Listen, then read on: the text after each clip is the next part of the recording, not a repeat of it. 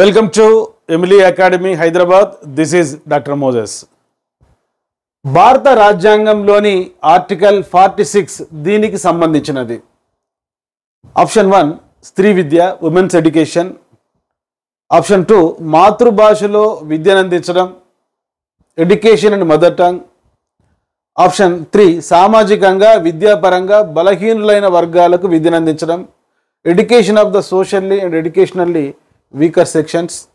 Option 4 free and compulsory education, ఉచిత నిర్బంధ విద్య. ఇటీవల ఎడ్యుకేషన్కు సంబంధించి అది డిఎస్సి కావచ్చు, హాస్టల్ వెల్ఫేర్ ఆఫీసర్ కావచ్చు, డిప్యూటీఓ కావచ్చు, ఏ రిక్రూట్మెంట్ అయినా కూడా భారత రాజ్యాంగంలో విద్యకు సంబంధించిన ముఖ్యమైన ఆర్టికల్స్ మరియు రాజ్యాంగ సవరణలపైన తప్పనిసరిగా ఒక ప్రశ్న అడుగుతున్నారు. అంత ఇంతో చదువుకున్న వాళ్ళు ఈ ప్రశ్నకు ఆన్సర్ చేయగలుగుతారు. కనీసం ఎలిమినేషన్లో ఇక్కడ ఉచిత నిర్బంధ విద్య ఆర్టికల్ 21A సంబంధించింది. మాతృభాషలో విద్య అందించడం ఆర్టికల్ 350A సంబంధించింది. కనుక ఇప్పుడు రెండు ఎలిమినేట్ చేసుకుంటే భారత రాజ్యాంగంలో ఆర్టికల్ 46 దేనికి సంబంధించింది? ఇది స్త్రీ విద్యకు సంబంధించింది కాదు, సామాజికంగా విద్యాపరంగా బలహీనులైన వర్గాలకు విద్య అందించడానికి సంబంధించింది. ఇది కరెక్ట్ ఆన్సర్. సో ఇటువంటి ప్రశ్నలు ఒకవేళ మీకు డిఎస్సిలో హాస్టల్ వెల్ఫేర్ ఆఫీసర్కి సంబంధించి, డిప్యూటీఓకి సంబంధించి అడిగేటప్పుడు మ్యాచింగ్ టైపులు అడగవచ్చు, లేకుంటే ఒక 3-4 ఆప్షన్లు ఇచ్చి వీటిలో సరైనవి అని అడగవచ్చు. ఇక్కడ డైరెక్ట్ బిట్ కాబట్టి ఈజీగా ఆన్సర్ చేయొచ్చు.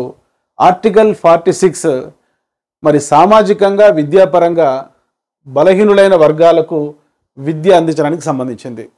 సో ఈ వీడియో చివరి వరకు మీరు చూస్తే భారత రాజ్యాంగంలో విద్యకు సంబంధించిన కొన్ని ముఖ్యమైన ఆర్టికల్స్ నేను ఎక్స్ప్లెయిన్ చేస్తాను. నోట్స్ దగ్గర పెట్టుకొని రాసుకోండి. అవి పదే రిపీట్ చేసుకుంటే తప్పనిసరిగా మరి ఈ పోటీ పరీక్షల్లో ఒక ప్రశ్న రావచ్చు. ఇక్కడ ఆర్టికల్ 15 క్లాస్ 1 చాలా ముఖ్యమైనది. ఎందుకు ముఖ్యమైనది అంటే మనం జెండర్ బయాస్ గురించి మాట్లాడుకుంటున్నప్పుడు మరి లింగ వివక్షత చూపరాదు. కులము, ప్రాంతము, నివాస స్థలము, జాతి, మరి ఈ లింగపరమైన భేదాలు రాజ్యము చూపరాదు అని ఏ ఆర్టికల్లో భారత రాజ్యాంగంలో ఉందంటే అది ఆర్టికల్ 15 క్లాస్ 1 చాలా ఇంపార్టెంట్. మరి రాజ్యం కులము, ప్రాంతము, మతము, జన్మస్థానము మరియు జాతి లింగపరమైన తేడాలను భేదాలను చూపరాదు. ఇదే ఆర్టికల్ 15 క్లాస్ 5 కూడా చాలా ఇంపార్టెంట్. భారత రాజ్యాంగంలో 93వ రాజ్యాంగ సవరణ ద్వారా ఉన్నత విద్యాలయాలలో అదర్ బ్యాక్వర్డ్ క్లాసెస్కు 27% రిజర్వేషన్లు కల్పిస్తూ ఆర్టికల్ 15 క్లాస్ 5లో చేర్చడం జరిగింది 93వ రాజ్యాంగ సవరణ ద్వారా. అంత ఎంతో ఇది విద్యకు సంబంధించింది కాబట్టి గుర్తుంచుకోండి. ఎప్పుడైనా ఒక బిట్ అడగవచ్చు, ఏ రాజ్యాంగ సవరణ ద్వారా ఉన్నత విద్యాలయాల్లో కేంద్ర పరిధిలోని సంస్థల్లో అదర్ బ్యాక్వర్డ్ క్లాసెస్కు ఇతర వెనకబడిన తరగతులకు 27% రిజర్వేషన్లు కల్పించారంటే 93వ రాజ్యాంగ సవరణ. అది ఏ ఆర్టికల్ ఉందంటే ఆర్టికల్ 15 క్లాస్ 5. ఇదే సందర్భంలో చాలా ఇంపార్టెంట్ పాయింట్, ఆర్టికల్ 15 క్లాస్ 6 ప్రకారం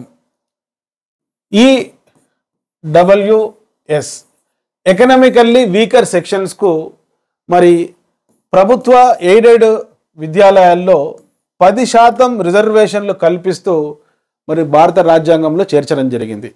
అది ఏ రాజ్యాంగ సవరణ ద్వారా అని అడగవచ్చు. 103వ రాజ్యాంగ సవరణ ద్వారా ఎకనామికల్లీ వీకర్ సెక్షన్స్కు ప్రభుత్వ విద్యాలయాల్లో 10% రిజర్వేషన్లు కల్పిస్తూ ఆర్టికల్ 15 క్లాస్ 6 కింద చేర్చడం జరిగింది. సో నోట్స్ దగ్గర పెట్టుకొని ఈ ఆర్టికల్స్ అన్ని కూడా 1 by 1 మీరు రాసుకుంటూ వినడానికి ట్రై చేయండి. ఆ తర్వాత మీరు గుర్తుంచుకోవాల్సినటువంటి ఒక ముఖ్యమైనటువంటి ఆర్టికల్ 17. ఎందుకంటే మన పాఠ్య పుస్తకాల్లో మొదటి పేజీలో రాయడం జరుగుతుంది. అంటరానితనము నిషేధమని. కనుక అంటరానితనాన్ని నిషేధించేటువంటి ఆర్టికల్ భారత రాజ్యాంగంలో article 17. So prohibition of untouchability. అదేవిధంగా మీరు గుర్తుంచుకోవాల్సినటువంటి మరొక ఆర్టికల్ ఏంటంటే ఆర్టికల్ 21. ఈ ఆర్టికల్ 21 జీవించే హక్కుకు సంబంధించింది, రైట్ టు లివ్. అయితే 2002వ సంవత్సరంలో 86వ రాజ్యాంగ సవరణ ద్వారా భారత రాజ్యాంగంలో 21A ఆర్టికల్ 6 నుంచి 14 సంవత్సరాల లోపు బాల బాలికలకు ఉచితంగా నిర్బంధంగా ప్రాథమిక విద్య అందించాలని రైట్ టు ఎడ్యుకేషన్ యాక్ట్ ఈ యొక్క 21A ఆర్టికల్ కింద చేర్చడం జరిగింది. ఇక్కడ 3 బిట్స్ గుర్తుపెట్టుకోండి. ఏ ఆర్టికల్కి అనుబంధంగా విద్యా హక్కు చట్టాన్ని చేర్చారు? జీవించే హక్కు. ఏ ఆర్టికల్ కింద విద్యా హక్కు చట్టం ఉంది? 21A. ఏ రాజ్యాంగ సవరణ ద్వారా ఈ యొక్క 6 నుంచి 14 సంవత్సరాల బాలబాలికలకు ఉచితంగా నిర్బంధంగా ప్రాథమిక విద్య అందించడం ఒక ప్రాథమిక హక్కు అని చేర్చడం జరిగిందంటే 86వ రాజ్యాంగ సవరణ ద్వారా. ఏ సంవత్సరంలో అంటే 2002వ సంవత్సరంలో.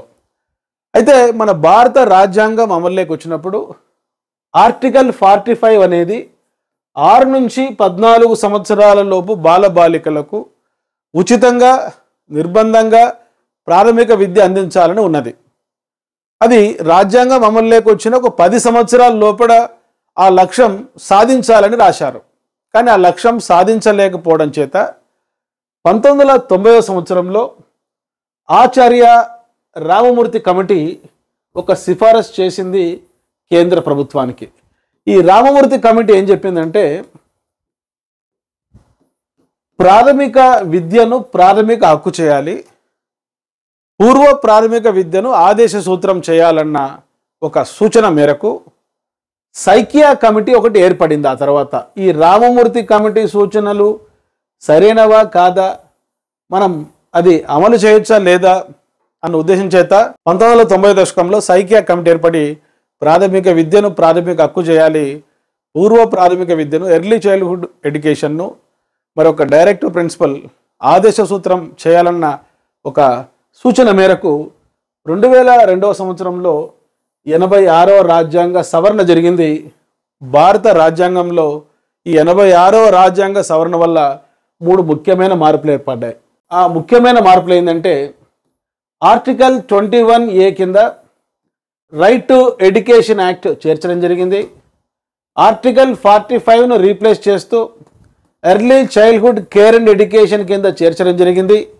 ఆర్టికల్ 51A ప్రాథమిక విధుల జాబితాలో 11వ విధి కూడా ఈ 86వ రాజ్యాంగ సవరణ ద్వారా చేర్చడం జరిగింది. ఎప్పుడైనా ఒక బిట్ అడుగుతాడు. 86వ రాజ్యాంగ సవరణ ద్వారా భారత రాజ్యాంగంలో ఏర్పడ్డ ముఖ్యమైన మార్పులు ఆర్టికల్ 21A కింద రైట్ టు ఎడ్యుకేషన్, ఆర్టికల్ 45 కింద పూర్వ ప్రాథమిక విద్యా శిశు సంరక్షణ early childhood care and education, article 51Aలో రష్యా రాజ్యాంగం నుంచి మనం తెచ్చుకున్నటువంటి ప్రాథమిక విధులు మొత్తం 10 రాసుకున్నాం. ఆ 10 విధులకు అదనంగా 11వ విధి చేర్చడం జరిగింది మరి ఈ 86వ రాజ్యాంగ సవరణ ద్వారా. ఆ 11వ విధి ఏంటంటే తల్లిదండ్రులు సంరక్షకులు పిల్లలను బడికి పంపడం అనేది ఒక విధి అని 11వ విధిగా చేర్చడం జరిగింది 51A ఆర్టికల్ కింద 86వ రాజ్యాంగ సవరణ ద్వారా. ఇప్పుడు డిస్కస్ చేస్తున్నాం భారత రాజ్యాంగంలో ఉండే ముఖ్యమైనటువంటి ఆర్టికల్స్. ఆ తర్వాత మీరు తప్పనిసరిగా గుర్తుంచుకోవాల్సినటువంటి 2 ఆర్టికల్స్ ఉన్నాయి. ఒకటి 23వ ఆర్టికల్, ఇంకొకటి 24వ ఆర్టికల్. చాలా ఇంపార్టెంట్, అంత ఎంతో బిట్స్ అడగడానికి అవకాశం ఉంది. సో 23వ ఆర్టికల్ భారత రాజ్యాంగంలో ఏం చెప్తుందంటే ఇది వెట్టి చాకిరిని నిషేధిస్తుంది, మానవ అక్రమ రవాణా కూడా నిషేధిస్తుంది. హ్యూమన్ ట్రాఫికింగ్, బాండెడ్ లేబర్ ఈ 2 కూడా నిషేధించేటువంటి ఆర్టికల్ 23. ఇదే సందర్భంలో గుర్తుపెట్టుకోండి 14 సంవత్సరాల లోపు బాలబాలికలు ప్రమాదకరమైన పనులలో, కర్మాగారాలలో, గనులలో పని చేయడం అనేది నిషేధం. అంటే ఇది బాల కార్మిక వ్యవస్థ నిర్మూలనకు సంబంధించింది, నిషేధానికి సంబంధించింది ఆర్టికల్ 24, 23, 24 ఒక జతగా గుర్తుపెట్టుకోండి. వెట్టి చాకరిని మరి నిర్మూలించేది, నిషేధించేది ఆర్టికల్ 23 అయితే, బాల కార్మిక వ్యవస్థ నిషేధానికి సంబంధించింది ఆర్టికల్ 24. ఆ తర్వాత అంత ఎంతో ముఖ్యమైనటువంటి ఆర్టికల్, గతంలో కూడా చాలా పోటీ పరీక్షల్లో అడగడం జరిగింది, ఆర్టికల్ 30. సో ఈ యొక్క ఆర్టికల్ 30 భాషాపరమైన, మతపరమైన మైనారిటీలు విద్యా సంస్థలు ప్రారంభించుకోవచ్చు, వాటిని నిర్వహించుకోవచ్చు. భాషాపరంగా కానీ మతపరంగా కానీ. భారతదేశంలో మతపరమైన మైనారిటీలు అంటే జైనులు కానీ, బౌద్ధులు కానీ, సిక్కులు కానీ, ముస్లింలు కానీ, క్రైస్తవులు కానీ వారు విద్యా సంస్థలు ప్రారంభించుకోవచ్చు, నిర్వహించుకోవచ్చు ఆర్టికల్ 30 ప్రకారం. సో ఇక ఆర్టికల్ 30 వల్ల భారత రాజ్యాంగంలో ఆర్టికల్ 30 ప్రత్యేక విద్యాలయాలు మైనారిటీలు ప్రారంభించుకోవచ్చు అని సూచించడం వల్ల కొఠారి కమిషన్ పేర్కొన్నటువంటి ఒక సూచన మనం అమలు చేయలేకపోయాం. కొఠారి కమిషన్ ఏం చెప్పిందంటే, భారతదేశంలో సమానత్వ సాధన కోసం కామన్ స్కూల్స్ ప్రారంభించాలి, సామాన్య పాఠశాల వ్యవస్థ ఉండాలి. ఈ సామాన్య పాఠశాల వ్యవస్థలో హ్యావ్స్ హ్యావ్ నాట్స్ తగ్గిపోతారు, ఉన్నవారు లేనివారనే భేదం తగ్గిపోతుంది, భిన్నమైన విద్యా ప్రణాళికలు ఉండవు, దేశవ్యాప్తంగా ఒకే విధమైన కరికులం అమలు చేస్తే అంతో ఎంతో అసమానత్వం తగ్గుతుందని కొఠారి కమిషన్ సూచించినప్పటికీ ఈ యొక్క ఆర్టికల్ 30 కొద్ది వరకు ఈ యొక్క లక్ష్యానికి ఒక అవరోధంగా ఉన్నది. సో ఎందుకంటే ఈనాడు మనం సెంట్రల్ గవర్నమెంట్ తీసుకుంటే కేవీఎస్ స్కూల్స్ అని ఉన్నాయి, ఎన్విఎస్ స్కూల్స్ అని ఉన్నాయి, రైల్వే స్కూల్స్ ఉన్నాయి, ఆర్మీ స్కూల్స్ ఉన్నాయి, సైనిక్ స్కూల్స్ ఉన్నాయి, ఏకలవ్య రెసిడెన్షియల్ మోడల్ స్కూల్స్ ఉన్నాయి, అదేవిధంగా కస్తూర్బా గాంధీ బాలిక విద్యాలయాలు ఉన్నాయి. రాష్ట్ర ప్రభుత్వంలో తీసుకుంటే గురుకుల పాఠశాలలు, రెసిడెన్షియల్ స్కూల్స్ ఉన్నాయి, వాటితో పాటు జిల్లా పరిషత్ స్కూల్స్ ఉన్నాయి, మండల పరిషత్ స్కూల్స్ ఉన్నాయి, మున్సిపల్ స్కూల్స్ ఉన్నాయి. మరి ప్రైవేట్ సెక్టార్ తీసుకుంటే ఎయిడెడ్ స్కూల్స్ ఉన్నాయి, అన్ఎయిడెడ్ స్కూల్స్ ఉన్నాయి, రికగ్నైజ్డ్ స్కూల్స్ ఉన్నాయి, అన్రికగ్నైజ్డ్ స్కూల్స్ ఉన్నాయి, ఐబీ కరికులం ఫాలో అయ్యేటువంటి స్కూల్స్ ఉన్నాయి, ఇంటర్నేషనల్ బకలరేట్ కరికులం, అదేవిధంగా కేంబ్రిడ్జ్ అఫిలియేటెడ్ స్కూల్స్ కొన్ని ఉన్నాయి, కేంబ్రిడ్జ్ యూనివర్సిటీకి సంబంధించిన సిలబస్. సో వీటితో పాటు భిన్నమైనటువంటి మరి మైనారిటీలు మరి విద్యా సంస్థలు నిర్వహించుకొని ఈనాడు భారతదేశంలో సమానత్వ పాఠశాలలు లేవు. అందుకే కొఠారి కమిషన్ ఏం చెప్పిందంటే కామన్ స్కూల్స్ గురించి చెప్పింది, అది ఇంప్లిమెంట్ చేసుకోలేకపోయాం. దీనికి అవరోధంగా ఉన్న ఆర్టికల్ అని ఎప్పుడైనా అడగవచ్చు, అది ఆర్టికల్ 30. అదేవిధంగా ఆర్టికల్ 32 చాలా ఇంపార్టెంట్. మన ప్రాథమిక హక్కులకు ఎప్పుడైనా కూడా భంగం వాటిల్లితే ఆర్టికల్ 32 మరి క్లాస్ 2 క్రింద మన సుప్రీంకోర్టు కొన్ని రిట్లు జారీ చేస్తుంది. వాటిలో ముఖ్యమైనవి ఏంటంటే habeas corpus,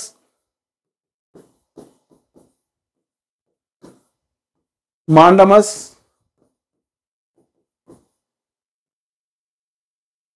quo warranto, prohibition, certiorari. So ప్రాథమిక హక్కులకు భంగం వాటిల్లినప్పుడు ఆర్టికల్ 32 ద్వారా సుప్రీంకోర్టులో, ఆర్టికల్ 226 క్రింద హైకోర్టులో మన ప్రాథమిక హక్కులకు మనం రక్షణ కల్పించుకోవచ్చు. సుప్రీంకోర్టు కొన్ని రిట్లు జారీ చేస్తుంది. వాటిలో ముఖ్యమైనవి ఈ యొక్క habeas corpus, mandamus, quo warranto, prohibition, certiorari. అందుకే ఆర్టికల్ 32ను మన రాజ్యాంగ రచనా కమిటీ చైర్మన్ మరి డాక్టర్ బిఆర్ అంబేద్కర్ గారు ఏమంటారంటే, ఆర్టికల్ 32 అనేది భారత రాజ్యాంగానికి ఆత్మ వంటిది, హృదయం వంటిది అని పేర్కొనడం జరిగింది. ఇప్పుడు మనం డిస్కస్ చేస్తున్నాం ముఖ్యమైనటువంటి ఆర్టికల్స్ విద్యకు సంబంధించి. భారత రాజ్యాంగంలో ఆర్టికల్ 41 ప్రకారం మరి యొక్క ప్రత్యేక అవసరాలు గల వారికి విద్యా ఉపాధి అవకాశాలు కల్పించాలి. చాలా ఇంపార్టెంట్. ఆర్టికల్ 41 అనేది ప్రత్యేక విద్యకు సంబంధించింది. ఎవరికైతే మరి డిజబిలిటీస్ ఉంటాయో, ప్రత్యేక అవసరాలు ఉంటాయో వారికి విద్యా ఉపాధి అవకాశాలు కల్పించాలి ఆర్టికల్ 41 ప్రకారం. 41 రివర్స్లో చదివితే 14. సో ఇది సమానత్వానికి సంబంధించింది. ఆర్టికల్ 41 అనేటువంటిది ప్రత్యేక విద్యకు సంబంధించింది. ఇప్పుడే చెప్పుకున్నాం ఆర్టికల్ 45 అనేటువంటిది ఎర్లీ చైల్డ్హుడ్ కేర్ అండ్ ఎడ్యుకేషన్కి సంబంధించింది. ఆర్టికల్ 46 అనేది బలహీన వర్గాలకు విద్యావకాశాలు కల్పించాలి, ఆర్టికల్ 46. ఆర్టికల్ 51A ప్రాథమిక విధులకు సంబంధించింది. వీటితో పాటు మీరు గుర్తుంచుకోవాలి ఆర్టికల్ 337 ఆంగ్లో ఇండియన్లకు ప్రత్యేక విద్యాపరమైనటువంటి గ్రాంట్లు కేటాయించాలి. ఆంగ్లో ఇండియన్లకు విద్యాపరమైన గ్రాంట్లు కేటాయించాలని చెప్పేటువంటి ఆర్టికల్ 337. ఆ తర్వాత రెండు ముఖ్యమైనటువంటి ఆర్టికల్స్ మీరు మర్చిపోవద్దు, తప్పనిసరిగా ఎగ్జామ్లో రావడానికి అవకాశం ఉంది. Article 350A. సో 350A ప్రాథమిక పాఠశాలల్లో మాతృభాషలో బోధించాలని 350A ఆర్టికల్లో రాయడం జరిగింది. ఆర్టికల్ 351 అనేది హిందీని జాతీయ భాషగా అభివృద్ధి చేయాలి. 350 మాతృభాషకు సంబంధించింది అయితే చూడండి, మనం మొదట నేర్చుకునేది మాతృభాష కాబట్టి 350 తర్వాత వచ్చేది 351. మాతృభాష తర్వాత వచ్చేది హిందీ అని గుర్తుపెట్టుకోండి ఎప్పుడైనా కన్ఫ్యూజ్ అయితే.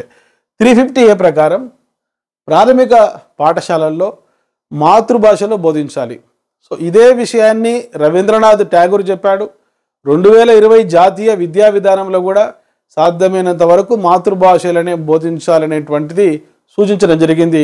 అది భారత రాజ్యాంగంలో ఏ ఆర్టికల్ కింద ఉంది అని అడగడానికి అవకాశం ఉంది. అది 350A. హిందీని జాతీయ భాషగా అభివృద్ధి చేయాలని చెప్పేటువంటిది 351 ఆర్టికల్.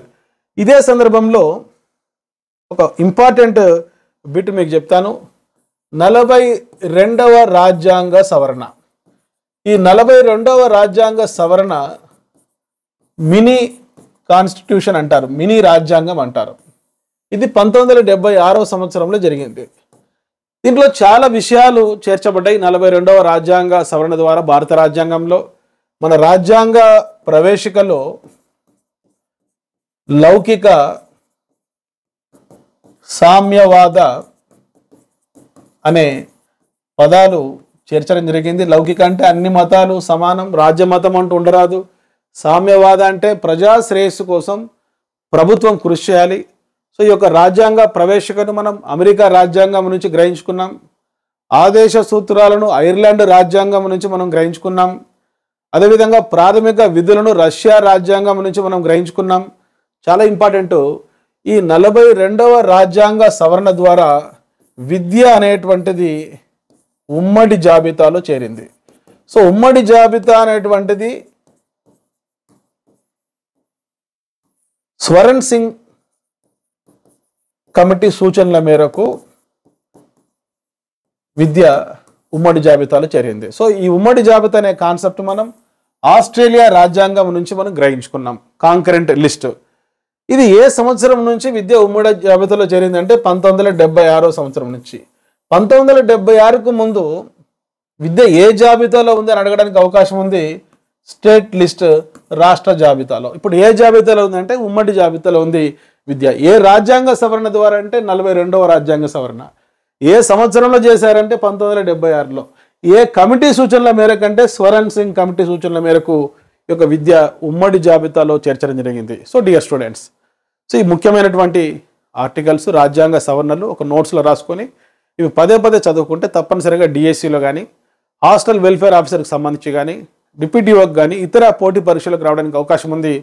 ఇటువంటి మరిన్ని కంటెంట్తో కూడుకున్న వీడియోస్ కోసం వెంటనే మీరు డాక్టర్ మోజెస్ ఎమిల్ అనే మా యూట్యూబ్ ఛానల్ మీరు సబ్స్క్రైబ్ చేసుకోండి. తప్పనిసరిగా ఈ వీడియో మీరు లైక్ చేయండి. సో ఈ వీడియో లైక్ చేయడం వల్ల, మరి మా యూట్యూబ్ ఛానల్ మీరు సబ్స్క్రైబ్ చేసుకోవడం వల్ల, ఇది చాలామందికి షేర్ చేయడం వల్ల మా యూట్యూబ్ ఛానల్ కొద్దివరకు ప్రమోట్ అవుతుంది. దానివల్ల మాకు కూడా కొంత ఎక్స్టెన్సివ్ మోటివేషన్ వస్తుంది. ఆ మోటివేషన్తో మరిన్ని వీడియోస్ మేము రూపొందిస్తాం. సో డియర్ స్టూడెంట్స్, ఒకవేళ perspectives in education, educational psychology, pedagogy, మరి హాస్టల్ వెల్ఫేర్ ఆఫీసర్, డిప్యూటీఓకి సంబంధించిన ఎడ్యుకేషన్ సబ్జెక్టుల కోసం ఈ వీడియో డిస్క్రిప్షన్లో ఇచ్చిన లింక్ ద్వారా మా Emily academy mobile app install చేసుకోండి. దాంట్లో నేను తెలుగు మీడియంలో, ఇంగ్లీష్ మీడియంలో అద్భుతంగా క్లాసెస్ చెప్పాను. ఆ డెమో క్లాసెస్ మీరు స్టోర్ ఫోల్డర్లో చూడొచ్చు యాప్లో. ఒకవేళ క్లాసెస్ మీకు నచ్చితే ఒక సిస్టమేటిక్గా నేర్చుకోవాలనుకుంటే మీరు వెంటనే ఆ కోర్సెస్ యాక్సెస్ చేసుకొని మీ ప్రిపరేషన్ మొదలు పెట్టండి. ఇటువంటి మరిన్ని కంటెంట్తో కూడుకున్న వీడియోస్తో ఇంకొక క్లాసులో మీ ముందుకు వస్తాను. I wish you all the best.